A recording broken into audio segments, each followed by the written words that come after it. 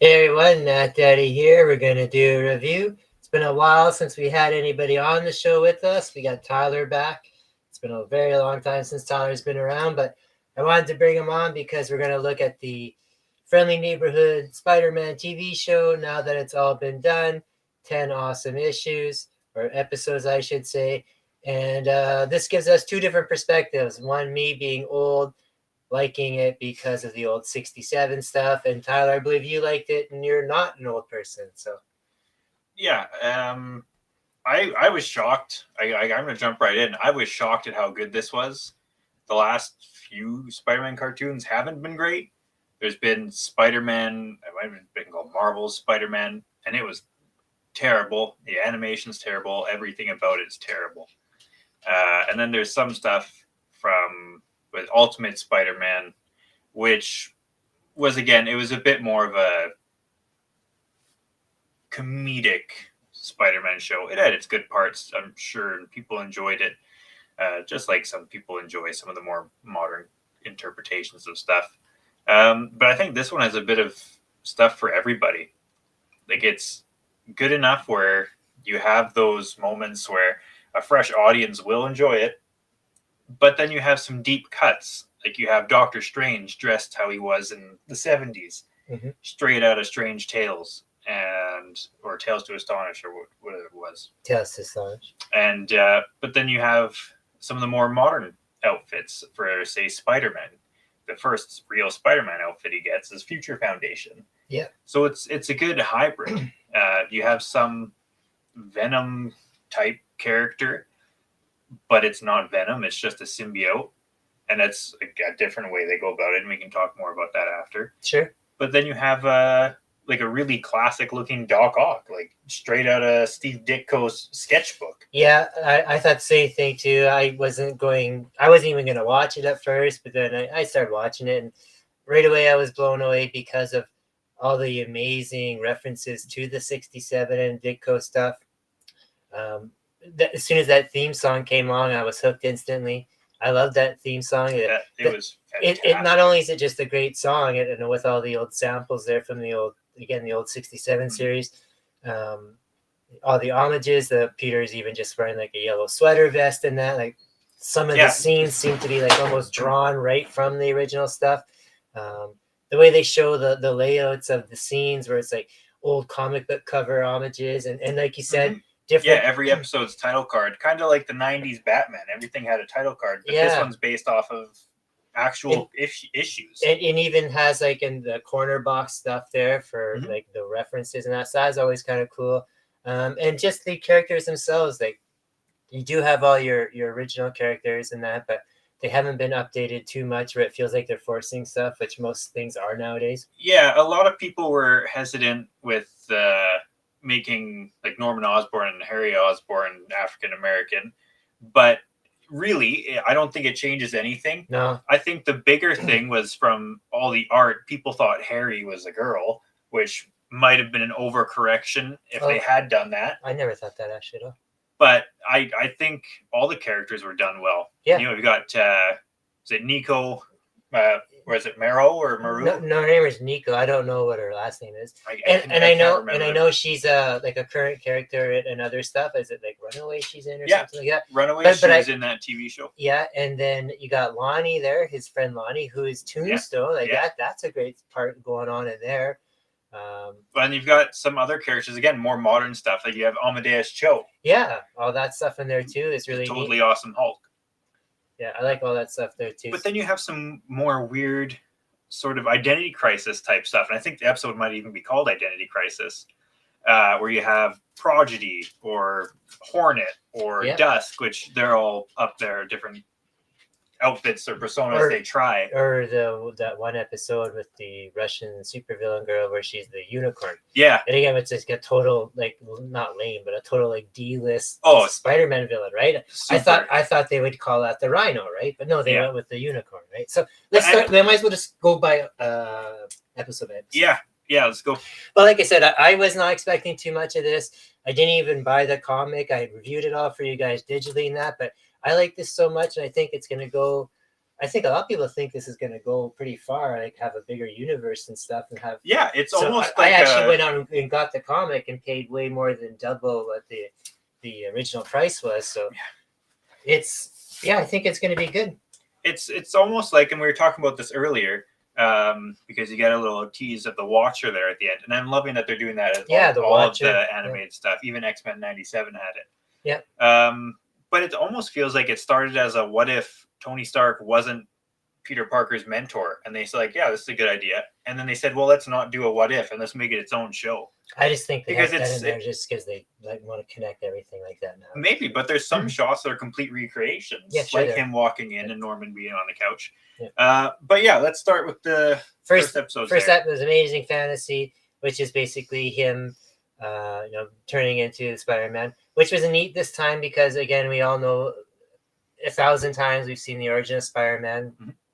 Magic spider or radioactive spider bites him, turns into it. It's done differently this time. It's not through an experiment. It's through like this dimensional portal opens up, and that's where that symbiote creature comes from. It's super comic accurate Doctor Strange. And this spider, which when I saw it again in the last episode or the second last episode when they showed them experimenting at, this spider looks an awful lot like the Ultimate. In the Ultimate comics when Osborn was making spiders or whatever. So it looks like that a lot too. You see in that issue or that episode that the spider comes out of this dimension too, and we don't know anything more about it. And then we find out at the end of the whole series that actually is like a time warp, and that's from Osborn Labs. So that's kind of weird how that happens. Yeah. So that was kind of cool. It's like a snake eating its own tail. Kinda. Ouroboros. So that happens in there, and then we get introduced into the new characters, and all the characters are pretty good. I don't really have issues with anybody, really. I thought I wasn't going to like the Nico character or Pearl, because they seemed kind of annoying in the first I thought Pearl was just going to be Mary Jane, so I thought like Liz Allen or something. But no, she's someone totally different. I think there is a Pearl. But she is, I think Wave. She's a Namor-esque. Yeah. Oh, yeah, that's who she is, right? Yeah. And then Aunt May's okay, too. They made her younger or whatever. That's fine, too. I'm okay with that. That's the thing. You get to the end of this episode, and it's a shot-for-shot recreation of when Tony recruits Peter. And so she's Marissa Tomei, essentially. Yeah. Issue 2 is Parker Luck. We get to see more of that stuff. The one thing that's different in this series is Peter is being, and I wasn't sure if I liked this that much at first, but it turned out well because you could kind of see just how, even through good intentions, Norman Osborn is kind of bad. Mm-hmm. He's like his mentor, and he helps him out with all this stuff. And like you said, instead of being Tony Stark, it's him. And so in true Norman Osborn fashion, right? Just like when he was same thing in the Ultimate Spider-Man comics. Yeah, he's always up to something. And then same thing with issue 3. So I keep saying issue. Episodes 3. It kind of felt like a comic. They even had comic panels when people answered the phone. Yeah, that's what I mean. It's, and then the beginnings are all like comic accurate. Yeah. Secret Identity Crisis. He starts. People start finding out who he is, and that. Again, I thought right away, like too many people are finding out, like Harry and Nico. Mm-hmm. So almost everybody, but whatever happens. Hitting big time. Pardon me. That's another one. Again, he's just trying out new costumes and stuff, and that's referring to the big time costume. Yeah. Number 5 is Unicorn Unleashed. That's when you start seeing these villains start showing up with these super costumes and that. Which at first it turns out to be Otto. I thought it was going to be someone like the Tinkerer. That's what I had thought as well. Tinkerer at first. But then once I saw the logo, and I kind of figured more once it was revealed that it was Doc Ock, it made a bit more sense. It made sense. And but I thought it was going to be like the Tinkerer or something like that, or some other guy that makes costumes. But they got Otto in there. So and then you got Duel with the Devil, and they introduced Daredevil. Voiced by Charlie Cox, even. Yeah. Is it? Because I was going to say that really sounds like Charlie Cox. It was. So that made sense there. I don't think Doctor Strange was voiced by Benedict Cumberbatch, but it's a really good sound-alike. I don't think it is, because that's the one thing I was going to say. And it is a good voice, but I don't like that guy's voice because it makes me think of this cartoon character when I was a kid, voice-wise. And to me, it just doesn't sound like a cartoon voice. Mhm. It just sounds like it's never a good cartoon voice. It never records well, and that's Yeah. what it makes me think of as a kid. Something in that episode there, the unicorn. There's other characters in it that, unless you are aware of the names, you would never know. Like Chameleon. Yeah. They only say his name in passing, right? And he shows up later on as well. Right. Yeah, Or they you said- have the guy that you would think is Rhino, but it's not. It's not Alexei Sixevich. It's Mike or Michael Mikhail. something. Yeah. Who I believe is actually the father of the Rhino or something. Like Yeah. there's some That's what I'm saying. really deep cut stuff. Everybody who's in here is in there for a reason, and it's a lot of it is, like I said, long-term selling or long-term storytelling. Yeah, and you Yeah. have people in Oscorp like Dr. Connors, Yeah. is female now, whatever. That is- I don't think it really matters because the Doc Connors character typically is just a doctor. Yeah. I think what's weird is that they're not what's doctor herpetology. They're not researching lizards. Sure. It's energy experiments. Well, I think that's a it- bigger Well, it's more relevant for deviation. nowadays, right? or also- even the old man there is the wizard. And even things too, like with I forgot what I was gonna say. I was gonna say other things too. Like they just make it so it seems like it's more relevant. But again, these people they're introducing people who they're gonna tell long term. Yeah. But again, even people who we know, like Lonnie, Tombstone. I Mhm. thought, how are they going to connect this into being Tombstone? Because Tombstone was a Yeah. gangster in that. They And- had and- very similar paths, Peter and Lonnie. Right, but the same thing too in the true Tombstone. He was a friend of Joe Robertson. It was Yeah. the same storyline, but it was Robbie. So they just made him younger. Yeah. So they'll show him probably turn, I would think, all the way bad. You know, It seems like it's definitely more of a save my neighborhood kind of yeah, because and that's the thing, like in righteous evil kind of. because in comics, Kingpin or Tombstone's like the Kingpin, you know. Yeah. So again, maybe he'll be like that eventually, and maybe starts off here where he kind of uses his power for good for a little bit. We'll see what happens. But yeah, we can kind of see where a lot of stuff's going. Same with that Nico girl.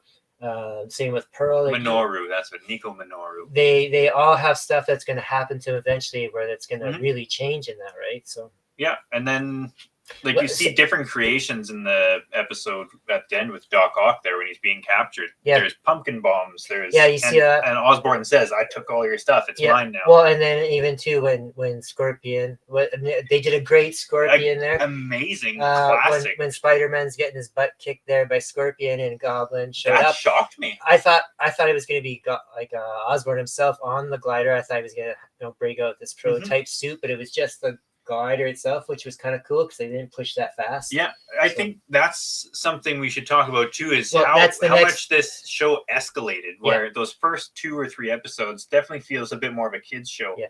By the time you get here, you get the Scorpion that's based off of the one in Homecoming, Michael Mando. And that's where And the it's- next it's issue is number su- 7, Scorpion surprisingly Rising. Violent, Yeah. like there's blood and he gets stabbed, and Yeah. I was surprised. I'm not against it. I think it's fantastic, but I think that really surprised most people. Even in the That's gang one of the fighting best scenes, fight scenes. even in the gang fighting scenes, there's guys getting stabbed and arms busted and stuff. Yeah. So it is very dope. Not so- like Invincible where it's all No. out blood. No, It's no. still It's just I not. would say It's it's just more not of a- brushed away.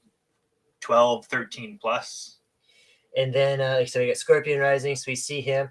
No, great how the costume is basically just a backpack, and then he puts on that helmet afterwards. Which, Reminds me of Hannibal almost. yeah, I was gonna say it's not just a Scorpion reference. It has that Hannibal Lecter kind of look to it, and I'm pretty sure that helmet itself is just like a helmet. It's not like it's not a hub or nothing like No, that. It's just a it's helmet. he put it on because everyone was calling him Scorpion anyway. Yeah. He's the leader of the Scorpion. Well, yeah, gang. it's just protection as well too, Yeah. right? So yeah, and that Scorpion outfit itself is really cool. Not super overpowerful, but and really you good see as it well. like fusing to him. The Yeah. more he, it's like heating up and it's melting. So that's working into the And- lore. and again, He's that's stuck all- in the suit. That's all Gamma stuff. So Yeah. again, that's cool too.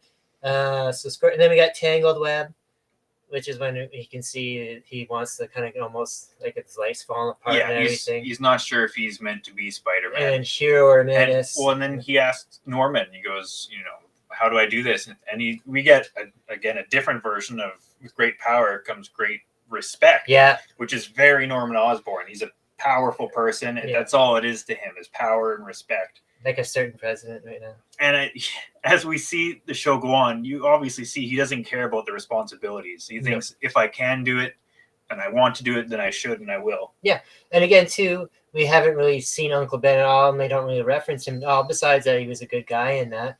And then we have this final episode of This Be My Destiny, where everything kind of falls into pieces and stuff like that. A super classic name for I forgot what issue, but number 50, I believe it is.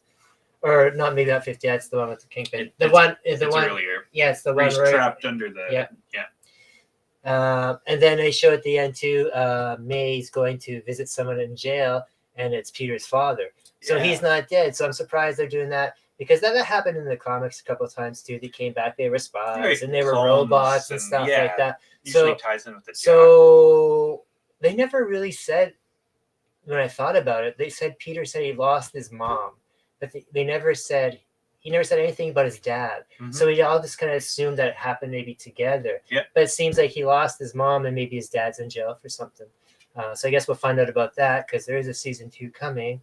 And they announced that Gwen Stacy's going to be in it, and they already showed a drawing of her on TV and her on the online, so. And I think that's probably the most disappointing thing that we have to deal with is the turnover, or how long it takes them to make these. Anime stuff takes a while, and they go through it fast because it's 10 half-hour episodes or whatever. So, but I think it shows the quality. Yeah. Something that you said, like, what if the last season wasn't great, and the second season was fine? The first season was amazing. They were all good. I didn't care about it much. X-Men 97, no one had anything bad to say about a single episode. Mm-hmm.